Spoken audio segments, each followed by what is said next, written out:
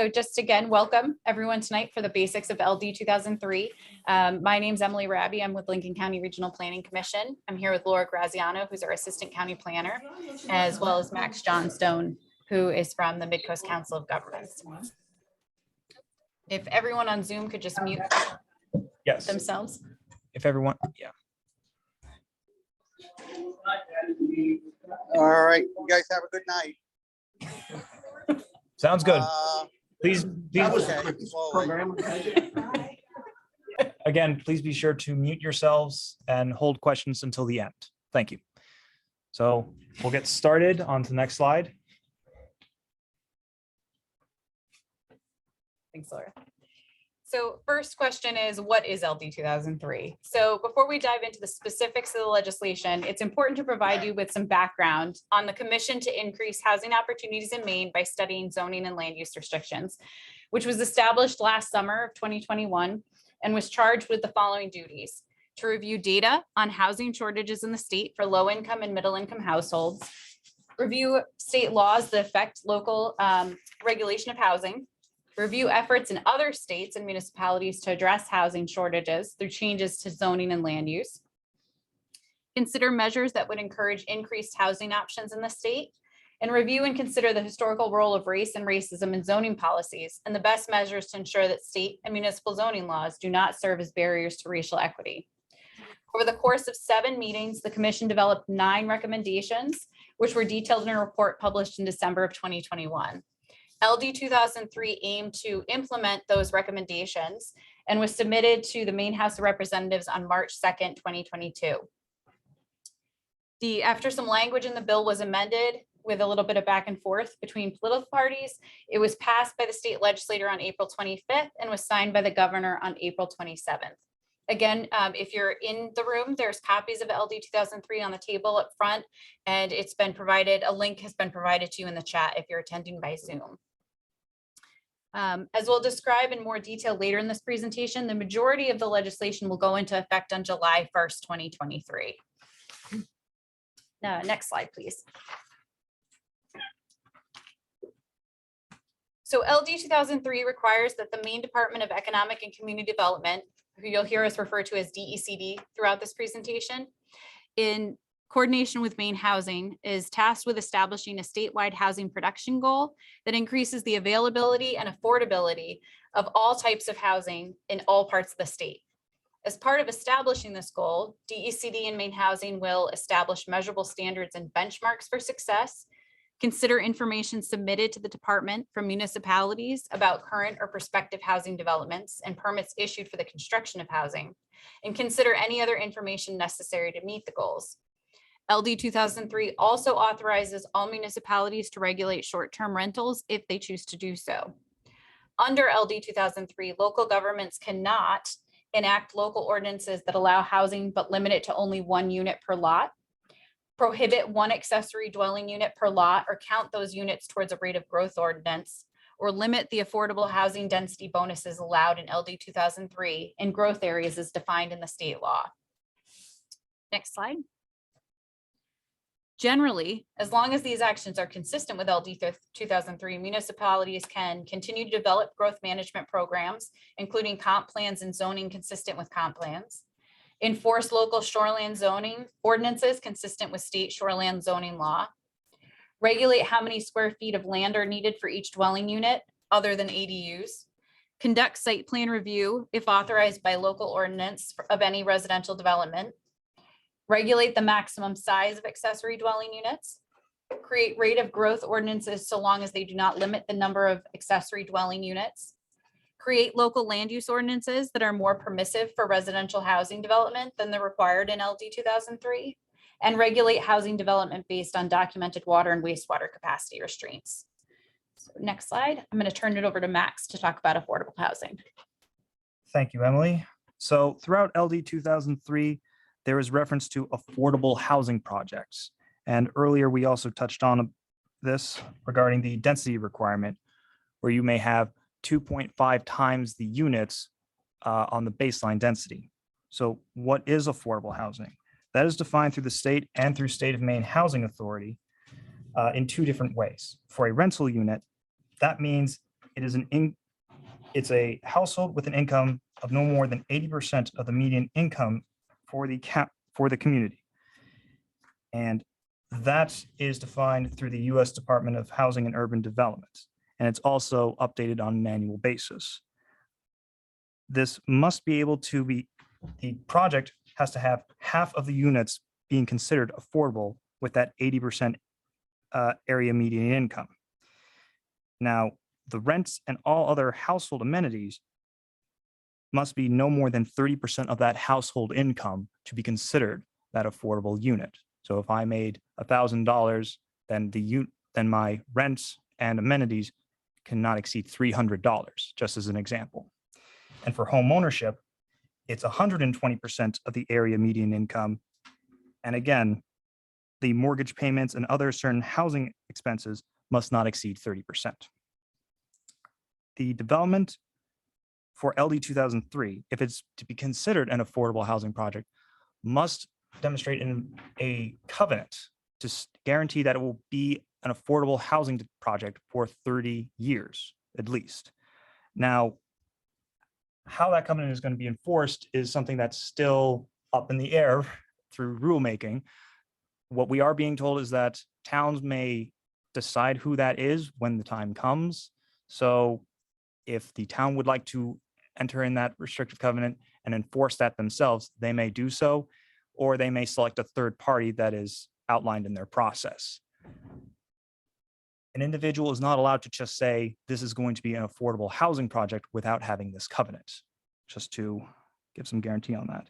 Now, as for the area and median income and how to find that information, you can find it through the State Housing Authority's website. And we do have a link on these PowerPoint slides, which to answer any questions already, the slides will be provided along with this recording after the meeting. Yeah, if you just want to show the link just to.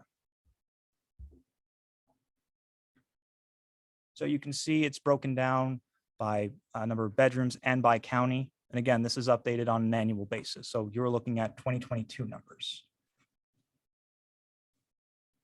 Because, yeah, obviously the numbers for Lincoln County and Knox County are going to be different.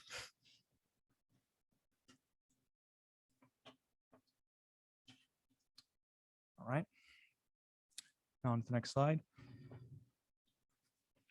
So how are the municipalities impacted?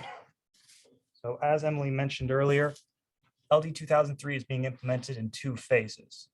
There are some items that are implemented as of now, and then a good chunk of the items that I think a lot of you are here to ask about are going to be implemented by July 1st of next year. So at this moment, ordinances must not have language that can be viewed as discriminatory against affordable housing projects.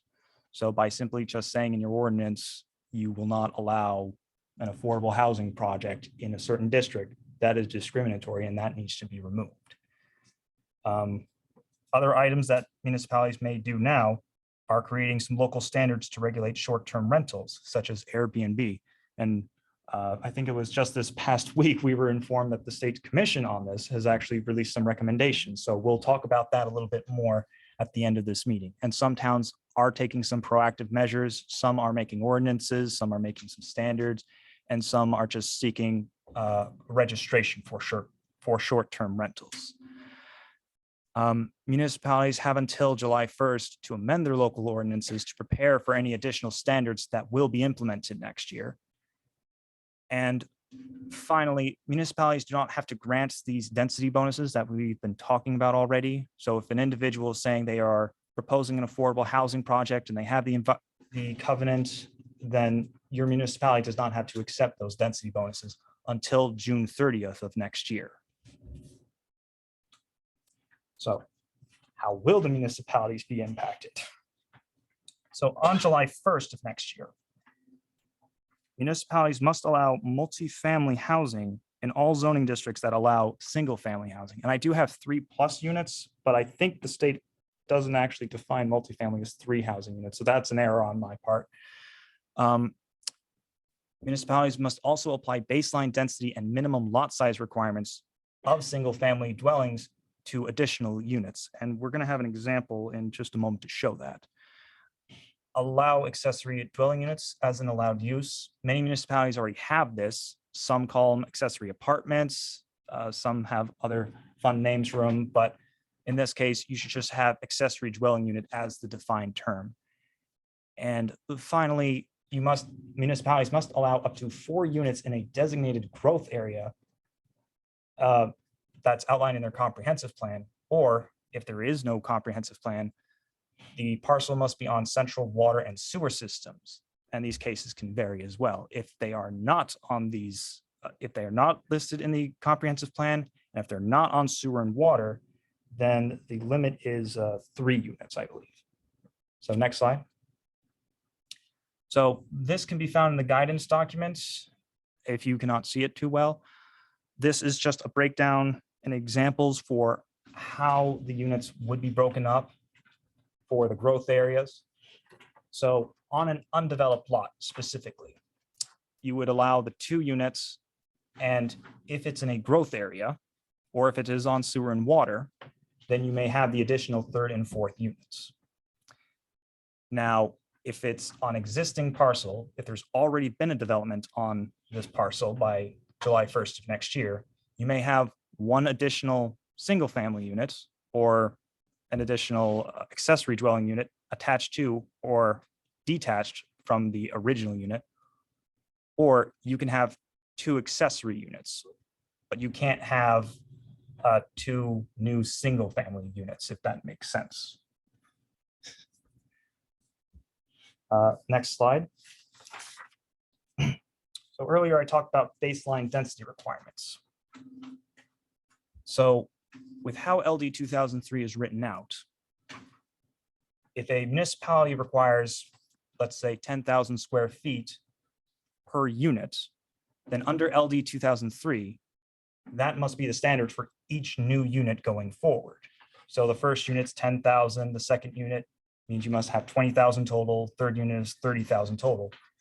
But you can't have 1 unit be 10,000 and the second unit having 30,000 units and the third unit having 100,000 square feet. Next slide. I'll turn it back to Emily. Next, we're going to give a little bit more information on what are accessory dwelling units and how LD 2003 impacts them. So you'll see on the screen that it's defined, ADUs are defined as a self-contained dwelling unit located within, attached to, or detached from a single family dwelling unit located on the same parcel of land.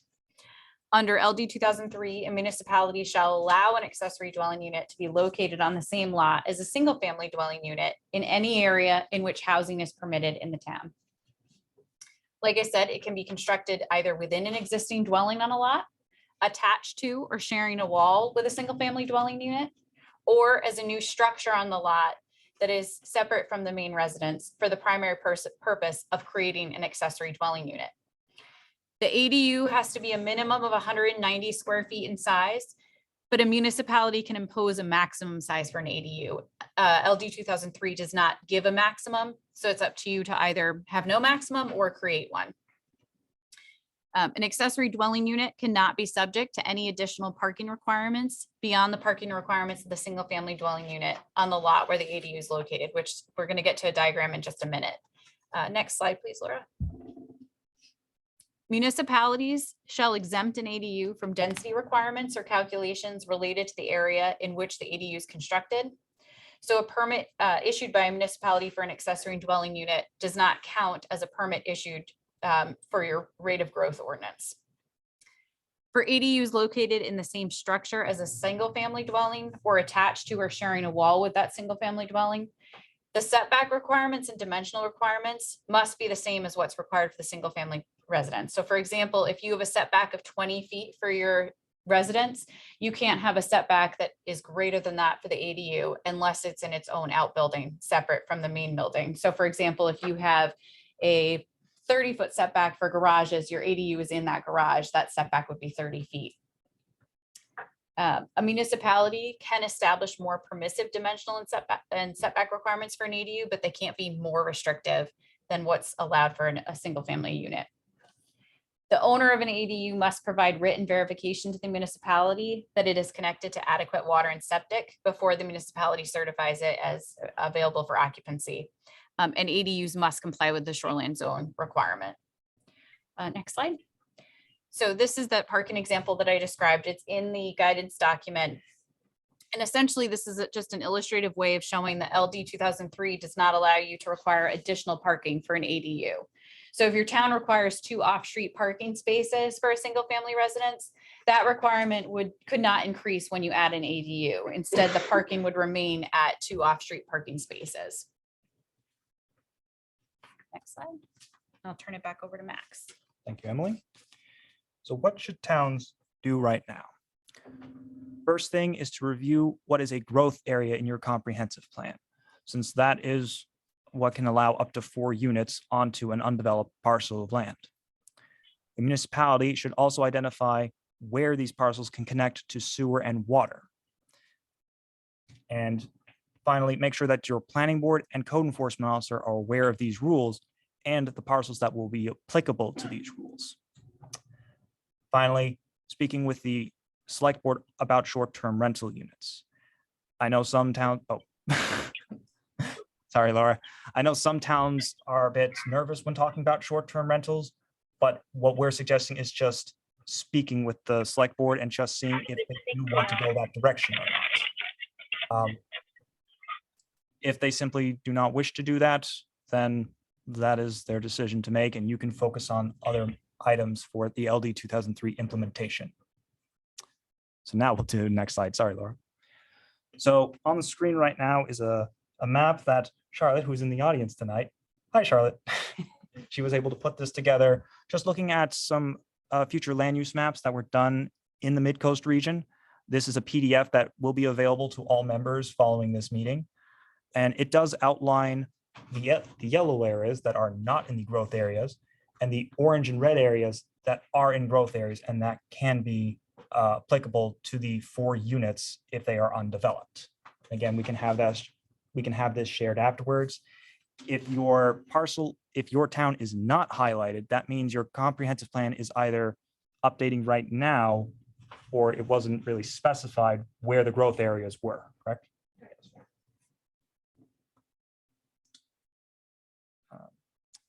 Where was that? Ordinance revisions. So we also are going to suggest that towns start preparing some ordinance revisions in the event LD 2003 is implemented by next year. I know some people have been coming to us and saying, is LD 2003 actually happening? Is there chances that it's going to be amended or removed entirely? We suggest just preparing for LD 2003 to be implemented just in case. Town should also review their ordinance to remove any discriminatory language against affordable housing right now. And it's not going to be applicable to every municipality, but it's a good idea to just look. And town should also add a definition to accessory dwelling units that includes a maximum size to avoid any loopholes, because as it is written now, and as Emily noted, 190 square feet is the minimum, but there is no maximum. So in theory, you could have someone with a 1,000 square foot primary residential building come to you and say, well, I want to build a 10,000 square foot quote unquote accessory dwelling unit. And that is legal under this ordinance, under this statute. So a maximum size is recommended. And town should also review their parking and density requirements to ensure that it is going to be compliant with LD 2003. Next slide. And so these are the top 3 recommendations we have for municipalities. I know it's almost a repeat of what I've just said, but I think we have to hammer this home because we also have some municipalities who are going to have a March town meeting and some that are going to have their June town meeting and some who may have to do a special town meeting to make that 2023 July 1st, 2023 deadline. So immediately start reviewing your accessory dwelling units or accessory apartments, parking requirements, and dimensional standards that are in your ordinances regarding residential uses. You may also start to establish a process for high volume of multifamily projects and accessory dwelling units. Although you have to allow these, it does not mean they are exempt from your current process. You may have multifamily go towards the planning board if single family has to go to the code enforcement officer. And for accessory dwelling units, you can require them to still submit a building permit or a site plan permit as your town sees fit. And finally, to speak with local representatives up at the state to talk about this if you believe your municipality does need more time. I don't know if anyone's aware of this, but we just had an election. So it's a good idea to talk with your local representatives, even because they may not be aware of LD 2003, or they might not be aware of, bless you, bless you again. They may need to know that their constituents need some time for LD 2003 to be ready in their area. And next slide. So what if LD 2003 doesn't change? So unless the state legislature passes an amendment, everything that Emily and I have discussed will go into effect by July 1st of next year. And the state guidelines that you all have do outline that if amendments are not made, then someone can challenge it and potentially see the ordinance as invalid because it is something that does have to go into effect. The state encourages municipalities to speak with their attorney regarding enforcement and approval if you have any questions on standards that are unique to your community. The next slide. And Emily? Sure. So in preparation for speaking with all of you tonight, we've been keeping up to date with DECD and reached out to them earlier this week just to get an update on where they stand with final rulemaking, as well as possible funding opportunities as towns update their ordinances. So what we heard as of most recently as of Tuesday is that DECD is in the drafting stage of rulemaking, which is the very beginning of the rulemaking process. There are 7 steps and they are on step 1. We have been told that they do not have an estimated date of when the final rule will be issued because rulemaking requires many layers of review and does take some time. They are going to be keeping stakeholders informed about the process via their listserv and website. So if you haven't already subscribed, I suggest you go to their website and subscribe to their listserv. The Housing Opportunity Program, which was established within DECD as part of LD 2003, was created to encourage and support the development of additional housing units in the state. As part of that, 2 positions within DECD were created to assist with the duties of the Housing Opportunity Program. And that program also includes $2.45 million in funding for grants, $1 million of which will be available to regional service providers for ordinance development, and another $1.45 million for community housing implementation grants to individual towns to support your community housing priorities. The fiscal year 23 budget also included a $100,000 grant for technical assistance to towns to amend ordinances. However, prior to sending out any of these applications for funding, DECD is also required to conduct rulemaking for the grants, and they're currently drafting the grant rules. So we don't have a time frame on when this funding will come into place. Logically, you would hope that it would be now as you're preparing these updates, but they don't have a time frame yet for us any further than just they're in the beginning stages of rulemaking. Again, if you subscribe to their listserv or visit their website, they will be posting as these funds become available. And then as Max alluded to a little bit earlier on in our presentation and when talking about short-term rentals, related to LD 2003, on Tuesday, the state commission to increase housing opportunities in Maine by studying land use regulations and short-term rentals issued their recommendations report. It's over 220 pages, so Max and I haven't fully digested its contents since it released Tuesday afternoon, but we did want to make you aware of it, especially if you're a community contemplating regulating short-term rentals. And their report provides 18 recommendations to the state on how to manage short-term rentals as well as other affordable housing issues. These include such recommendations as a statewide searchable database on residential short-term rentals, redirecting a portion of the revenue from the lodging tax on short-term rentals to municipalities where short-term rentals are located, and examining the feasibility of providing tenants with the right of first refusal to purchase a property when the tenant's landlord sells the building or mobile home park in which the tenant resides. Laura put a link in the chat to this report, and we will email the link to the report to all of you in attendance when we send out the slide deck and the recording of this workshop. I will say that if you are interested in regulating short-term rental, there's about 10 communities in Maine that already have regulations on the books. Those include Kittery, Freeport, Kennebunk, and one of the recommendations that came out of the commission was also to make it stronger language than what's in LD 2003 saying that towns can regulate it, because Kennebunk is already being challenged in a legal case as to whether they're allowed to.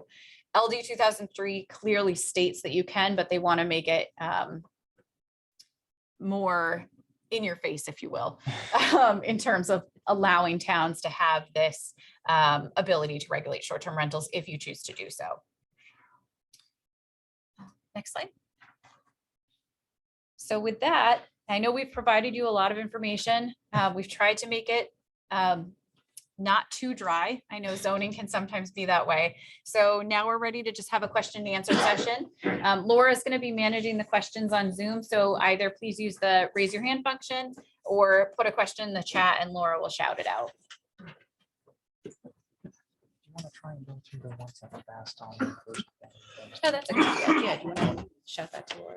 Yeah, so I think what we'll do first, there were some questions we actually were asked prior to this. And Oh, yes. Yep, the So- DEC one. yeah, do you want to start with the ones that you've already asked and had some answers to, Yeah. or? Sure. So some of the questions that we got from municipalities in advance of this meeting, we reached out to DECD to get some more information on. So the first one was whether the state would be issuing. The microphone on. Oh, I'm sorry, it looks It like should it's be on. Yeah, it is. Is it? We can't hardly hear. Oh, really? Oh, here, All I'll right, well, shout louder. you do that. I'll turn the speaker on. Okay. Thank you. Sorry about that. Sorry.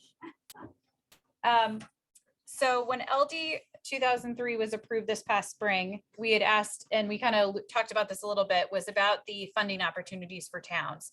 We're told that there is that funding of the 2.45 million in the state budget, but DECD is still doing rulemaking in terms of rolling out those grant opportunities. So we don't know when that funding will be available for municipalities to access to engage a land use attorney or other technical expert to help you with your ordinance review.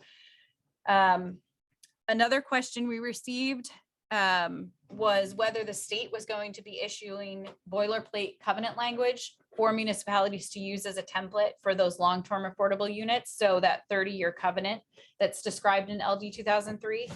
And what we've been told by DECD is that they're not expecting to issue a template for model covenant language. It's recommended that municipalities consult with your legal counsel regarding the creation of a covenant that's specific to your town.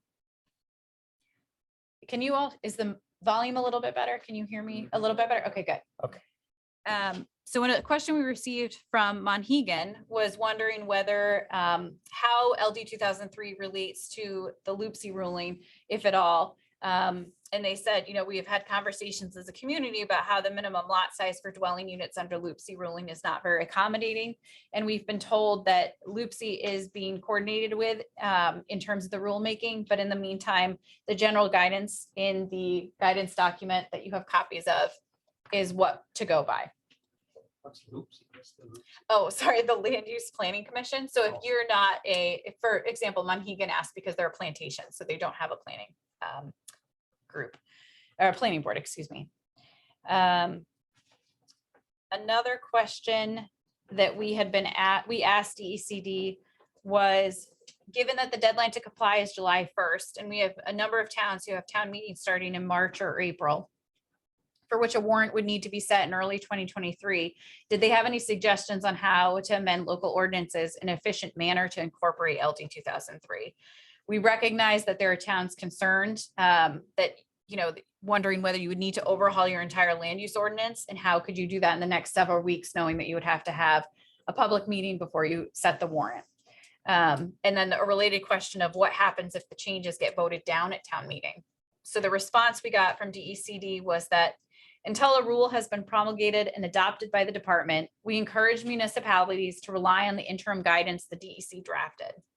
If provisions of LD 2003 are not adopted, it could open a community up to possible litigation. We recommend that municipalities consult with legal counsel regarding these types of concerns. The final question we had that we've heard from a few towns was, in the areas that LD 2003 describes that an applicant must show proof of access to potable water, what's the standard for which municipalities are supposed to judge this? Is it a hydrogeologic survey, for example, or simply a certification from a well driller? We asked because there's a few towns that have expressed concern about the potential impact of housing development may have on their aquifer, and how to determine that impact when reviewing a proposed plan, and even whether if the concern about aquifer impact can be considered when reviewing a development plan. And unfortunately, the response we got was the department will define potable and rural. So I don't have an answer for you, but I know that that's come up in a number of towns with concern about your aquifers. So at least, at the very least, we've let DECD know that that concern is out there.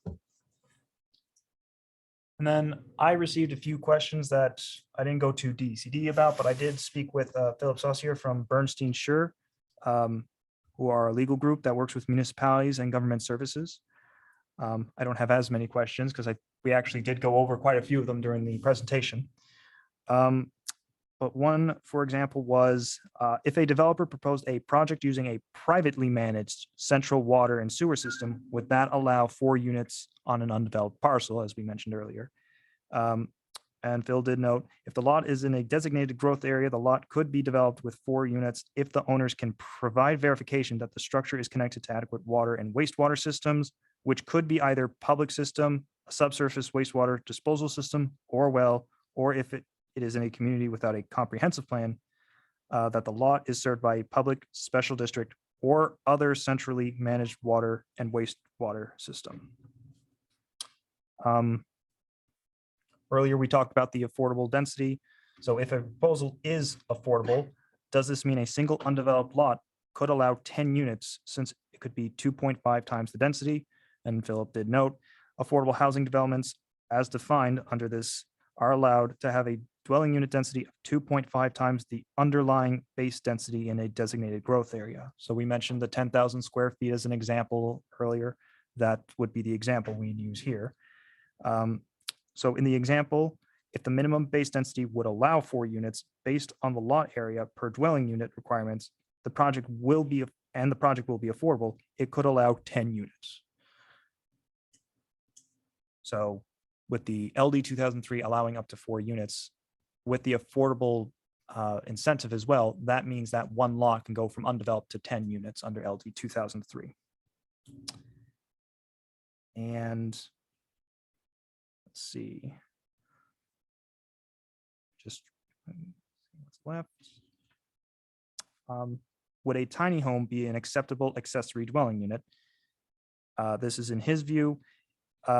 A tiny home would qualify as an accessory dwelling unit if it is a minimum of 190 square feet, and a tiny home would meet that definition as long as it is not exceeding 400 square feet. And that's under 29A MRS subsection 101. And that's a state statute regulating tiny homes. Finally, can a municipality limit the number of accessory dwelling units per lot? And this one is going to be a bit tricky because with how the state has it defined, municipality must allow at least 1 accessory dwelling unit on the same lot as a single family dwelling unit in any area where a house is permitted. So whether you're going to try and limit the number of accessory dwelling units, you can pursue that, but he recommends speaking with your attorneys beforehand.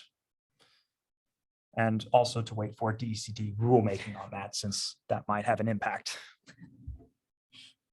And that's all the questions I had. And Yep, I those think, are the ones I got beforehand. and I see Kathy Johnson's hand on Zoom has been up for quite some time. So I think we owe her this one chance to ask the question. Thanks very much. Can you hear me? Yes. The question I have is, I'm from Alna. It's a rural town. If somebody has, let's just say, a 10-acre lot that has a house on it right now, and they want to do an additional thing on it, how do you know whether the additional thing that they put on is a second dwelling unit or an accessory dwelling unit? you want to feel this one or me? So that's where we're making the recommendation that you specify and provide a maximum size limit for an accessory dwelling unit to avoid that type of confusion. Because I think with how it is written right now, you are going to get people to try and push that type of definition or push that type of scenario on a municipality. That's all I can really say on that, unfortunately. Right. There would be two ways in which you could cap it as well. So I've seen it in both ways. You could have just a square footage maximum. So for example, you could say that an accessory dwelling unit could be no greater than 800 square feet. Or if you wanted to be a little bit more amenable, you could say something along the lines in your code of, so long as it is subordinate to the single family dwelling, so your principal dwelling unit. So say your principal dwelling unit is 2,000 square feet, an accessory dwelling unit could be anywhere from 190 to 1,999 square feet. So it could be 1 square foot less than the house if you wanted it to, allowing people to be a little bit more flexible in their design, so long as it's still smaller than the main dwelling unit, or you could just have a standard cap of a certain square footage. Can I follow up? Sure. Well, I don't understand why we would call, if somebody wanted to do that, why they would call it an accessory dwelling unit instead of just a second dwelling unit on the same parcel. Because there's no limits on that, right? And we're required under 2003 to allow a second dwelling unit on the parcel? Yes, you're allowed the second dwelling unit, but it's that third and fourth unit where you can have multiple accessory dwelling units as well. Or you might be in an area where the accessory dwelling unit would exempt you from the parking requirement or exempt you from the density requirement. Does that answer your question? Well, not exactly. I'm still confused. You know, we're a rural town. We don't have parking restrictions and that kind of stuff.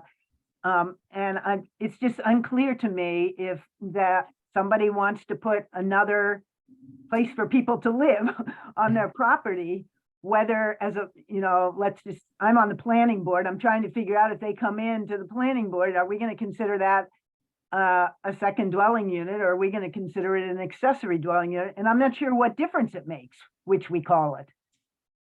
Unless we have limitations on the size, like you say, of the accessory dwelling unit. But let's say we don't have any limitation on the size of the accessory dwelling unit. Is there any difference in a accessory dwelling unit and a second dwelling unit? Any implications from that I'm missing? Mostly the density and parking restrictions that an accessory, Those. right? Okay, well, I've been looking at the law and it seemed to me that there was no difference, and you're sort of confirming what I was guessing, but I was hoping to make sure I wasn't missing something. Thank you. Like Max said, I think in Alna's case, it doesn't make as much of a difference because you don't have those parking or density requirements, but for other communities who may, that the slight differences between the two may come into play a little bit more. Could you explain what you mean by density requirements? The number of people, number of houses? That's, do you want to do this one or? No, go ahead. So that's the minimum lot size requirement. So I'm trying to think. So if someone comes forward and they have only 1 acre of land and you require 1 acre for each unit, then you can only have the 1 acre, right? Yeah, minimum lot size. Okay. Yeah, we're so used to it being interchangeable that we forget about that. So I think Walt's hand's been up for quite some time. Walt, As I understand it, this does not apply to districts within the shoreline zone, or am I too overgeneralized on this? correct. No, Because I didn't see anything in your presentation that said that. Yeah, It was, it Yeah. was in there. I'm sorry. Let me find where that was. Mentioned it, I thought you meant that they just have to meet setback requirements, not that, nothing. and it's also in, It is in the guidance documents. and as it's also well. in LD 2003. So it talks about,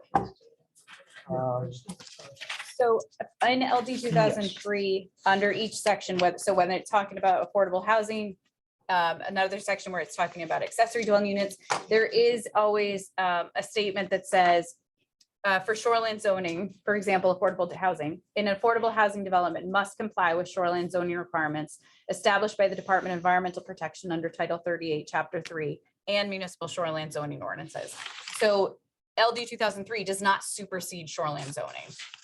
Exactly. I think that was a last minute amendment to the I legislation. believe actually. so, yeah. That's very important. Well, just a question I have is that when they put these parameters of 120% or 30% of household income, Mhm. if I were a developer and I'm building a project and I have my project plan done out for putting together these homes, and we're halfway through the project and electric rates double or triple, which they're gonna do, and fuel prices, the oil prices, whatever, to heat the home go up, another 50% or so, probably will. What do I do? Reduce my costs and lose money, or how does that work? You change the design, you make the house smaller. I mean, to me, it just seems, when I'm reading this, it's gonna put a real bind in the developer. If somebody's working on a project and they want to make affordable housing, now all of a sudden, if I have to follow that, you're in real problems as a developer. So those items are determined by the U.S. Housing and Urban Development as well as State Housing Authority. We really don't have too much restrictions for what we can and can't do on that, and they do update it on an annual basis. So That doesn't prevent you from being in the middle of a project. Some projects are in process, some will take almost 10 years. If you're building out a complete project could run up to 10 years to get all those houses built. And as you do it, all of a sudden, things start changing. You have to go back to the architect, you have to change the design of the home, you got to, shrink it down in size. There's a lot to it, there's a lot of costs. And I'm just saying, it doesn't seem logical. I think I saw Mal's hand up. And then yes. yours. Can this gentleman's question be partially answered by determination probably from the state as to what can actually get locked at time or permit? That's a fair point, because you would have to go through planning board and you'd have that covenant established during planning board. We haven't heard much from DECD on that in terms of how to actually implement, and exactly what you described. So that's one thing I think we could probably send back to DECD in conversation with them, is exactly your question, and see whether it can be, if your planning board approval is in 2023 and you're in phase 2 in 2026, what are the implications? Emily, this is Dick McLean. I have a point of order here. We on Zoom cannot adequately hear the questions from the floor. If you would perhaps summarize the question when you're giving an answer, it would sure help. Oh, great. Thanks, Dick. I appreciate you jumping in. So that question had to do with development. And if you are a developer constructing affordable housing and you have to meet the affordability requirements that Max described earlier in our presentation, what happens if as you're building out, those numbers change? And it obviously has implications to your construction costs. And how do you handle that? And so it's not something Max and I can fully answer because we haven't gotten any guidance from that on DECD, but we are willing to take that question back to them, hopefully for consideration as they make final rule. Right. And then I see Bob Butler's hand. I'll talk loudly. Can you folks hear me on Zoom? No response. It's fine. I'll repeat it. Okay, I'll yell as loud as I can. The MMA is looking at this. The Legislative Policy Committee at the MMA is looking at this legislation. It is flawed. I would not jump into doing anything on this, at least until you read the December issue of Town and City, which is going to have an article about this thing. That it's not logical is an understatement. There are real problems with it. And if the only threat the state can present to municipalities is if they don't pass their ordinances to comply, they might get sued. I say, bring it on. Sue them, because it'll make this whole thing ridiculous. And it is at this point. It's a terribly flawed piece of legislation. And I would let the Legislative Policy Committee have their say and point out what needs to be done. The position of the committee at this point is repeal and replace. And I think that's the direction they're heading because it does need to be replaced. And that's all I wanted to say tonight. Thank you. Was everyone able to hear that on Zoom? I could. Okay. And as All right. far as I'm the complete. So are there other questions? A couple of questions in the chat as well. Yep. Jim, do you mind Go for hanging the on to your chat. question? Okay, thank you, Jim. Do you want me to read it? Yeah, that'd be great. Yeah, sure. So the first one from Steve Ribble is subdivisions are required to submit covenants to gain approval for construction. Some require minimum footprint size, hence imply a minimum cost value of structures constructed. Few subdivisions have been previously approved. Does LD 2003 override those covenants, which have been filed with the county registry of deeds? I actually believe in the guidance, it says private covenants are actually exempt. They From are, this. right. Yes. So yes, covenants are exempt from this. And the second one was the definition of affordable home ownership is dependent on mortgage rates, which will fluctuate. Is affordability determined at a particular point in time, or will affordability fluctuate over the course of development?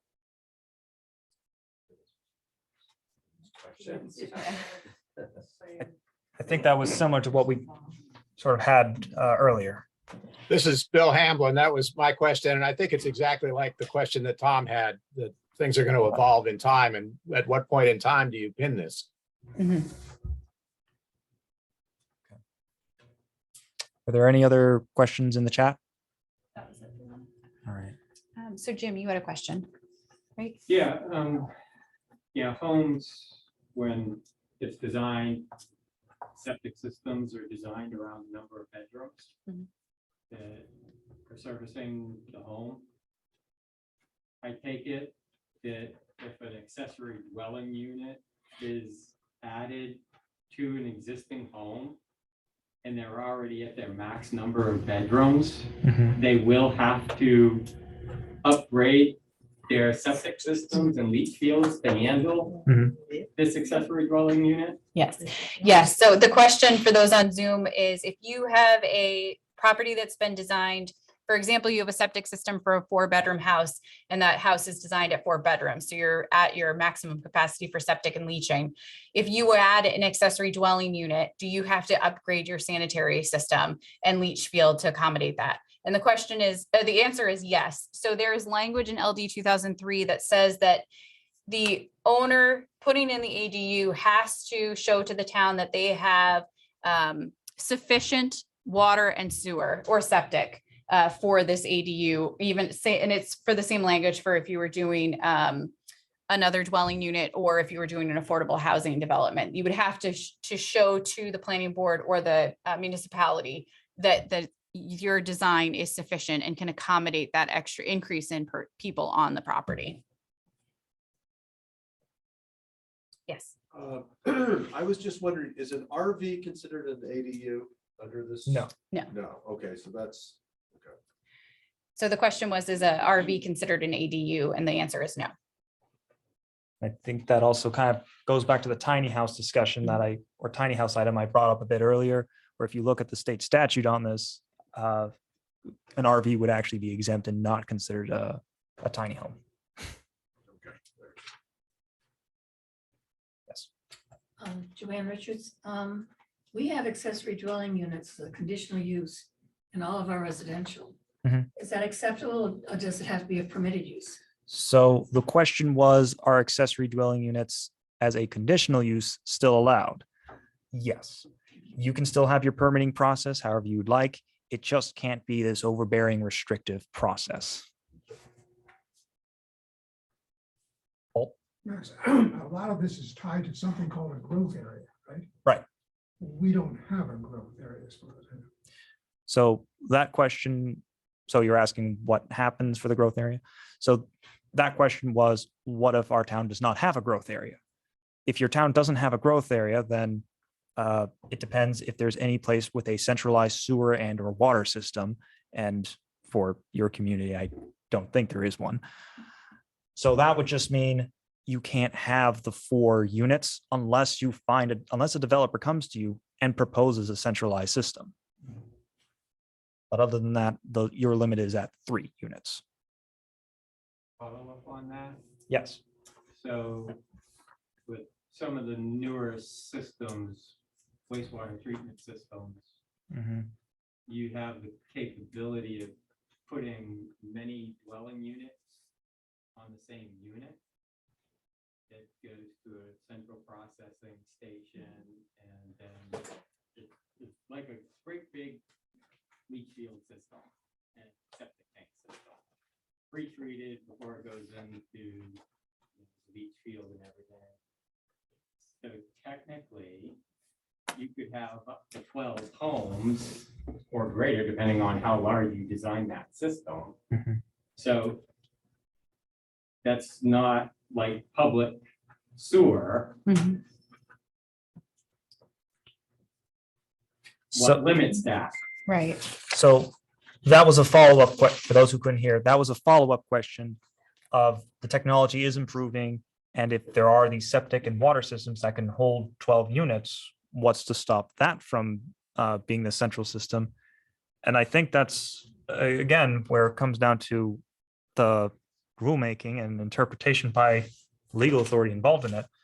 But from what I had with Bernstein and Schur, they said that that would be fine. But I think we have to hear from DECD exactly on that, because it's an interpretation that I think is going to be back and forth between people.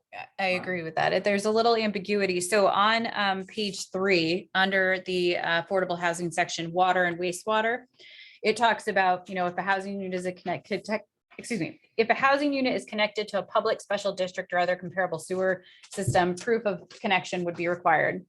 If a housing unit is connected to a septic system, proof of adequate sewage disposal for subsurface water would need to be verified as adequate by a local plumbing inspector. But the $1 million question is, what is considered adequate?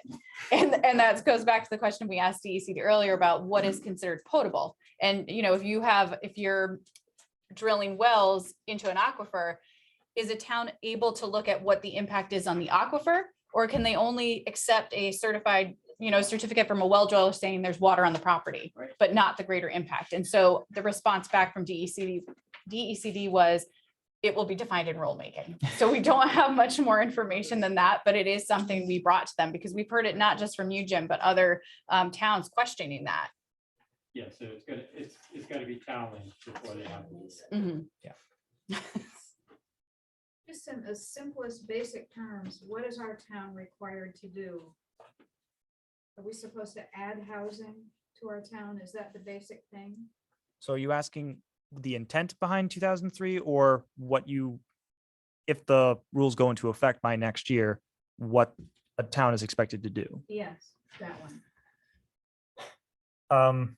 So essentially it is to ensure that wherever single family dwelling is allowed, you must ensure that accessory dwelling units and multifamily dwelling units are, multifamily housing proposals are allowed. That's, I think, the short of it, pretty much. Jim? Good job if you're ahead of the curve on that one. So one of the things that, we've seen in the Midcoast region is, housing coming out of housing and being put into short-term rental. How do they propose? I mean, because what I say and what I do are 2 different things. So I say that I want to put in one of these ADUs to put into rental, long-term rental. What's to stop someone from turning around and then turning it into an Airbnb? So the question for those on Zoom was, if you are allowed to put in an accessory dwelling unit and you go to the town and ask, get your permit and say it's going to be for long-term rental. And then what's to stop you from immediately turning around and turning it into a short-term rental?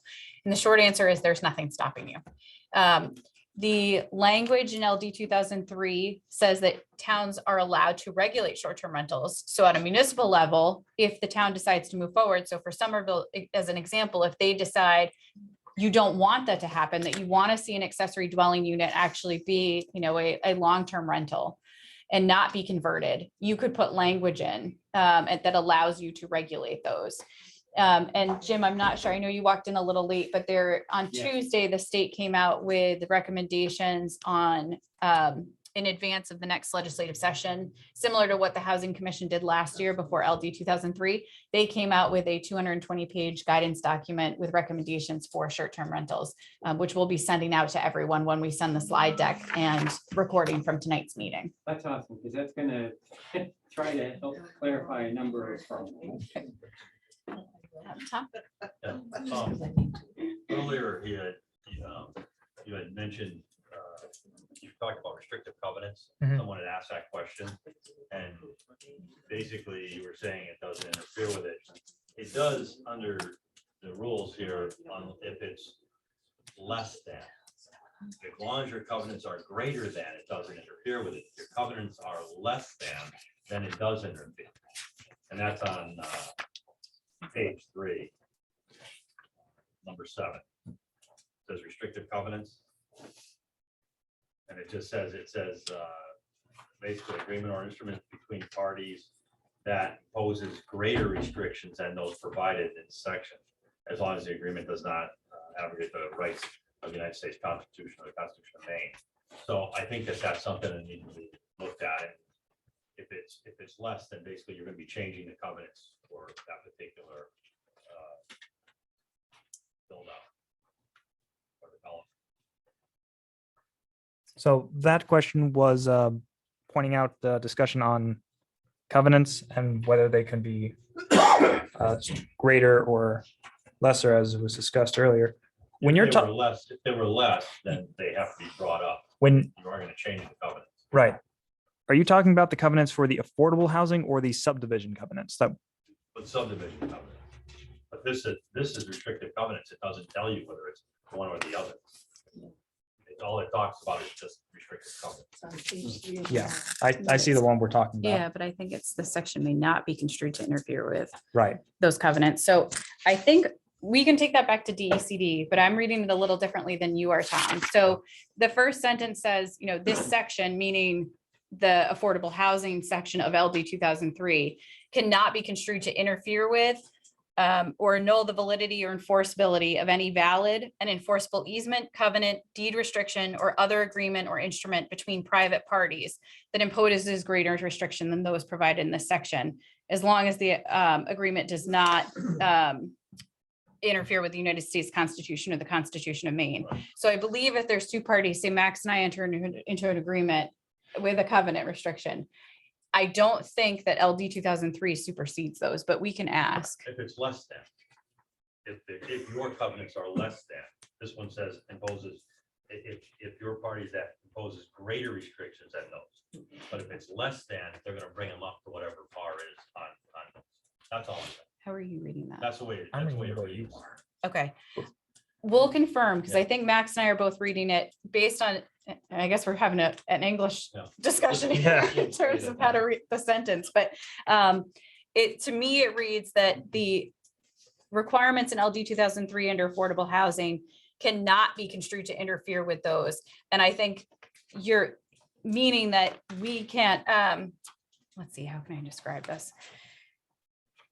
So if our covenant has greater restrictions, LD 2003 can't amend that covenant. That's right. Okay. But if it has less than, Okay. it changes, right? If you have less than restrictions, it's going to bring it up to whatever LD 2003 is. Okay. I have another comment to make, and I want to make this comment based on the short-term rental comments that were being made. Okay. There's an awful lot in communities that are along the coast, and I happen to live in one of those communities, and there's a lot of elderly and a lot of people who have who live in these communities who have short-term rentals that helps them help them live. Basically, they can't pay for their mortgage on their house because they built a short-term rental. That's their retirement, and they're using that money as their retirement to help pay for their living. If you restrict short-term rentals because of something new that's going to happen, it goes back to everybody in that community. It's not just the new houses, or it's not just the ADU. It affects everybody. And I think it's critical that people understand that anytime when you go to make those kind of changes in the rules in the community, that you take into effect the people that it's really going to hurt. Because there are a lot of people that will not be able to survive if you take away their short-term rentals or you put too much of a restriction on them. So I just want to make sure that people are aware, because we are legislative bodies, if you will. I'm in the planning board, like a lot of people are. And I think it's very important that someone, thinks about that and thinks about the people that moved to that community 15, 20 years ago, and they have these short-term rentals that are helping them survive. So just be aware of that, that's all. And well, if I could just quickly say on this, and what I do want to just be clear about is with what we've discussed with short-term rentals, we're not suggesting a town has to do it, or we are just saying Understand the that. town. I'm just making a Right. comment that, but there are people that will get zealous over, right? There are people going to look at this and go, oh, wow, we can regulate these, it hurts the tourism, it hurts a lot of places. And a lot of places have lost us, for instance, we've lost hundreds of hotel rooms, hundreds. And, hotels, we had a hotel fire, we lost a hotel due to a fire. We've lost hotels for development to nonprofits. We've lost hotel rooms all over the place. And now with all these hotel rooms being lost, we will lose our tourism if we don't have a place for them to stay. So I think there's a lot of things that people have to think about. That's all I'm saying. Okay. And just so, we are people that are on planning boards. We're going to be making these comprehensive plans and looking at other things. And it's important to pay attention to the big picture. That's all. I know I saw your hand up, but I did see someone, Cecil, I think, or Cecil, someone had their hand up and then they put it down. So I don't know if that question was already answered or not. All right. And I just want to, for Zoom purposes, we want to just add into Tom's comment for those that might not have been able to hear him on Zoom, was just if your municipality, and correct me, Tom, if I'm not summarizing this perfectly, but if your municipality is considering regulating short-term rentals, be mindful of any unintended consequences and considerations from all sides as you think about that. So Tom's example was, you may have people that are using short-term rentals currently for supplemental income purposes and help defray the cost of their mortgage. It's also, potential economic generator for coastal communities was Tom's example. So to really keep those ideas at your forefront and be thoughtful as you decide whether to regulate or how to regulate short-term rentals in your community. Is that a fair summary? Okay. We did have this question over here first. Okay, hi, I'm Bo Marsh from Bremen. This is just more of a technical thing. So in your presentation, speaking of shoreline zone, so basically what I saw from the presentation is that this LD 2003 respects the state ordinance or the individual ordinance of the town. Should be the individual ordinance of the town. So okay, so that's the ordinance, the shoreline ordinance that would apply to all of our issues with LD 2003, our own ordinance. Right, because the shoreland zoning, for those who didn't hear, the question was with LD 2003 respecting the shoreland zoning rules, is that the state requirements or is that the local requirements if there are stricter terms? And it would go to the local terms because the DEP does grant the towns to have stricter terms if they'd like. Gotcha. Okay, thanks. Yeah. Jim? Trying to wrap my head around. Tom was just discussing. Short-term rentals are already regulated by planning boards in many municipalities. ADUs, like Somerville does not permit ADUs at all. And I thought the whole spirit of this legislation was to provide more long-term housing for Maine, in Maine. And I didn't think that it was actually meant to address short-term rental housing. Yeah, I understand what Tom was saying. I mean, we have had a number of, hotels, motels, that have shut down. But we're also seeing in coastal communities, I mean, we had individuals saying that gentrification was not happening in central Maine and coastal Maine communities, and we're seeing it. We're seeing, people coming into the community that have no access to rental properties. Finding homes is challenging because there's not a lot of homes coming on the market, and those that do come on are selling for, way more than what they would have sold for prior to the pandemic. So, but I do understand correctly, LD 2003 was to address long-term housing issues, correct? So the question for those on Zoom was, is the purpose behind LD 2003 to address long-term housing issues? And I would say short answer is yes.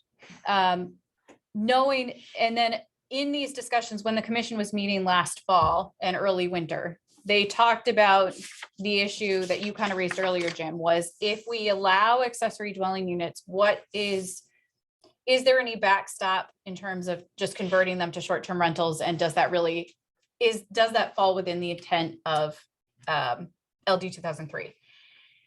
And the answer that is in the document that came out a couple days ago about short-term rentals was that the commission didn't think they had enough time to fully dive into short-term rentals and conversions as a whole other topic. So they put the clause in LD 2003 that says municipalities are allowed to regulate them. Then they went back this fall and started coming up with guidance and recommendations, which is what came out on Tuesday, which again, we'll send to everyone so you all have it and can read through it. But they spent some more time looking at the number of short-term rentals in the state. I guess Maine Housing, and forgive me because I only read this like a day and a half ago, so it's new to me as well. But my understanding was that Maine Housing used a company that looks at short-term rental numbers and does data crunching for them so they could see. And then they also talked to a number of people in development and housing. They talked to RP, regional planning organizations, and municipality leaders to start coming up with the recommendations that came out in this guidance document and recommendation document that came out 2 days ago for short-term rentals. So that made Jim have some answers to your questions, or at least give some more background as to the difference between LD 2003 and then this new guidance document. So is it possible for a municipality to develop a registry for short-term rentals? Well, one of the recommendations in this new 18 recommendation document that came out 2 days ago is to create a statewide registry for it that would be searchable. So again, that this is still all forthcoming, and I'm not sure what to anticipate in terms of how much of the recommendations will turn into, if at all, legislation in the upcoming legislative session. But that is something that they're considering at a state level. So that way towns would have the ability to see how many long-term units are available, how many are in short-term rentals. So moving forward, they can address those issues. That I'm not sure, because I don't know exactly. They don't have the full details on what would be involved with the searchable database, Right. but it would be more about short-term rentals, but more to be learned.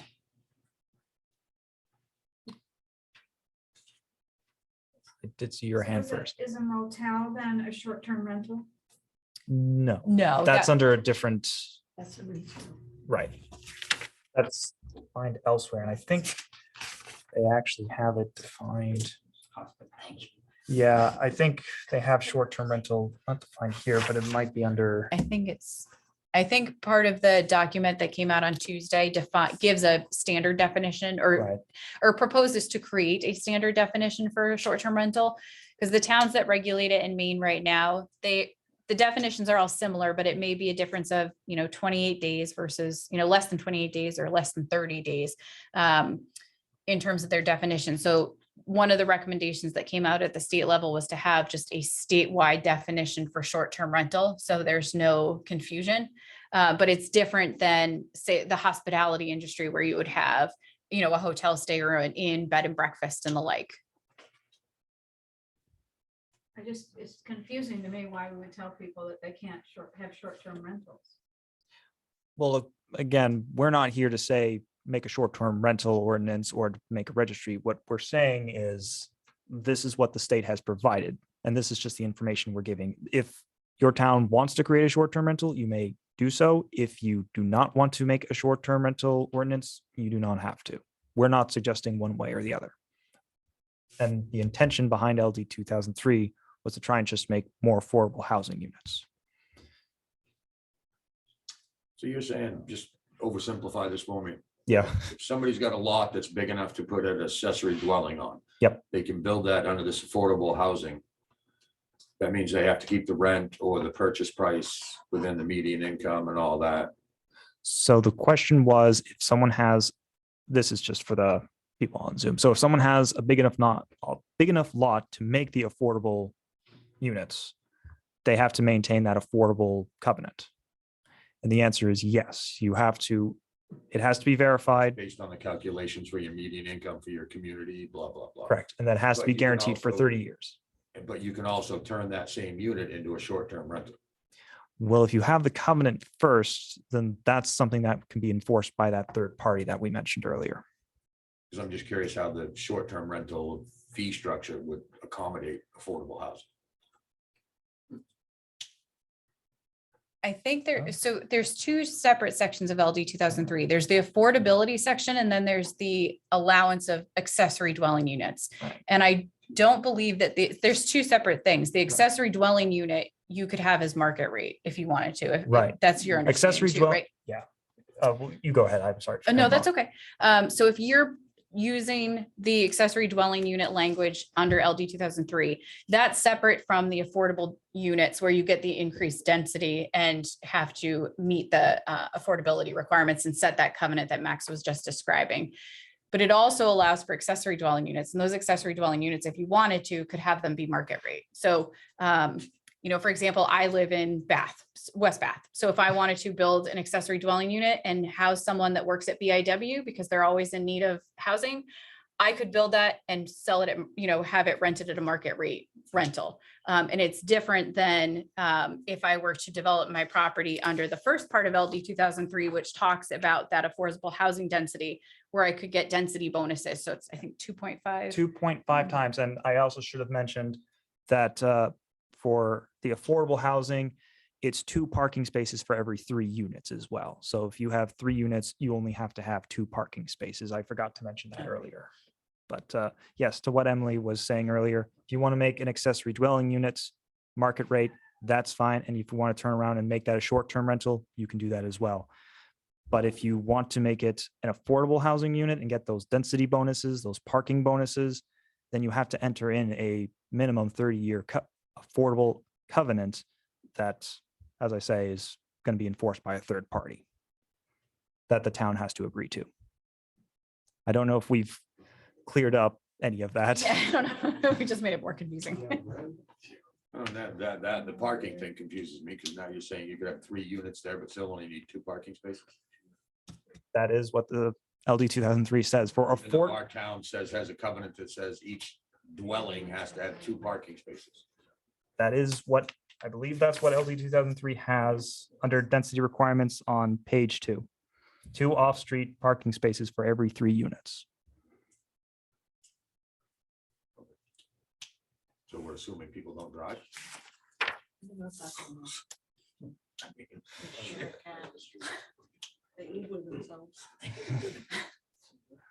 Okay. We're just relaying what the state No, has. no, no, I'm not- I'm just, that's gonna create headaches for. Next time I need to have a banner for the next time we're doing this. I'm sorry. Jim, I see your hand up. Emily, Yes. is Lincoln County Regional Planning Commission gonna make you available to come out and speak with our local planning board? Mary Ellen had to be prepped for that question. So we have to, I don't know that we are able to come to every single planning board, but we're certainly willing to field questions. So whether it's a phone call, an email, depending on our schedule, if we can make it out to Somerville, we're more than welcome to have that conversation. We also recognize that we have, 19 towns that need our assistance in a very short window of time. So how we spread ourselves in the next few weeks might be a little tough, but we want to be able to assist you, and we're figuring out how we can do that so that we don't drive all of you crazy or us crazy. Unless you contract for planning services. Yeah, I was gonna say, does the board need to come up with funding to help the Lincoln County Regional Planning Commission deal with this? Because this is gonna be a huge, Well, this is gonna be a huge issue for planning. so there was supposed to be grant funding in the budget that would be available to, they call them service providers, but essentially RPOs, Midcoast COG could apply, that we could get funding from the state budget to help towns, with the ordinance changes and things, of that nature. So we could work with every planning board and it would be paid for by the state versus coming out of the county budget. That funding is still in rulemaking, and we don't have a time frame yet as to when that's going to be available. So we're looking internally as to what else could come out, whether it's, maybe they're going to make it reimbursable. I don't know at the state level, but we still, even without that funding, we want to figure out how we can help. Yeah, it would be nice if there was a boilerplate template that municipalities could work from, that at least provided the basic level for us to work from. Yeah. And then, if the municipality decides to be more restrictive or what have not, within the parameters of the new law, they can do so, but at least get them to the point where, they're adhering and to the law. So for those on Zoom, the suggestion was, could there be some type of boilerplate ordinance language that towns could use to work from? I think that's something we'll have to take back. I think tonight's meeting was meant as kind of a first step to try and familiarize everyone, try and basically be a Cliff Notes version of what's in LD 2003. But certainly, we could talk more about the potential for that. Thank you. Are there any other questions, either in the room or on Zoom? Well, It's okay, Mary Ann. who wants to go? No. It's more of a comment than a question. You have this set of rules that are going to be coming from this 2003 environment that are largely going to be homogeneous across disparate conditions in various towns. And that, to me, makes no sense at all. You really need flexibility to give good answers to the particular circumstances of Somerville and Booth Bay. They're not the same. And I'm not sure a throw it away and start again is really the best approach. I mean, some of the issues are of the moment almost. And just how to attack this is certainly not clear to me. And you can easily do more damage than you create good with a one size fits all. And it doesn't. That's my comment. Thank you. Marion, I saw your hand was up. Mine was, before you lose a lot of planning board members, could you announce about December's workshop? Sure. So if you want to go ahead. Sure. So for those on Zoom and in person, Max and I are going to be joining forces again in December, December 13th. We don't have a time just yet, but we will be sending it out soon that we're going to host a workshop for planning boards, essentially just a planning board training similar to what MMA does, but at least a little closer to home. So you don't have to travel to Portland or Augusta in order to do that. So please, save the date for December 13th. It's not a Friday, is it? It's a Tuesday. Just wanted people to know. Friday's the last day we want to have these types of Right. meetings. It's been good. Any other questions? No? Thank you. We want to thank you all for coming out tonight Yes, we appreciate your attendance. and have a safe drive home.